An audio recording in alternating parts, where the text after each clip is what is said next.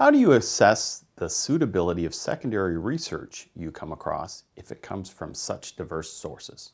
Secondary is not just your organization's past research studies in some dusty cabinet or in some largely unused corporate drive.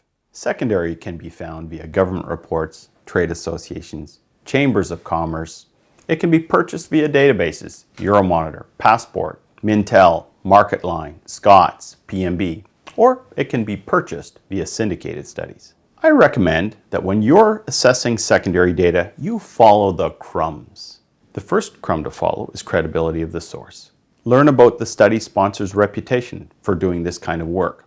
For example, DeRosier and Edmunds have an excellent quality reputation in the auto industry. Nielsen in packaged goods or media monitoring services. The second crumb to follow is recency. How recently was the study information gathered? In a category such as furniture, which does not evolve very quickly, a 3-year-old study might suffice. However, in cell phone hardware, it would be inappropriate to use a 3-year-old study. The third crumb to follow is units of measure.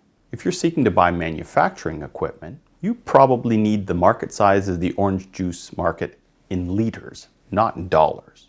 The fourth crumb to follow is methodology. What was the method used to gather the information? For example, would you trust any survey about which phone apps are popular if it was conducted on anything but cell phones? What if it were done by mail or by ballot box? No. The fifth crumb is motive. What was the motive of the study sponsor? Be skeptical.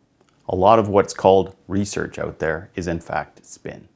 The sixth crumb to follow is multiple sources. Go that extra step. Find a second source to back up the first one. If you quote 2 sources, you may be able to triangulate middle ground, and at the very least, you won't be caught looking silly if your boss has a different figure in mind than you have because they have used a different source. The seventh crumb to follow is sizable samples and segments. Are all the segments covered? I recently saw a study that quoted 1,000 all-age respondents, but it was executed with IVR landlines. In other words, it was robocalled on landline telephones. I don't know about you, but I don't know many Canadians 18 to 29 years old who answer a landline and then would agree to do a survey.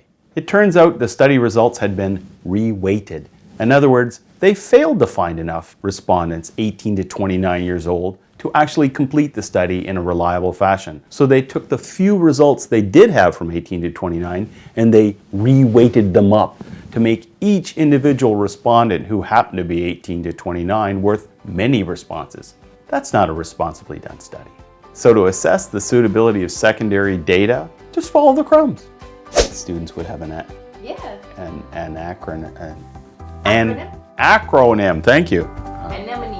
Can I put all these as bloopers at the end? No. Why? Yeah, sure you can.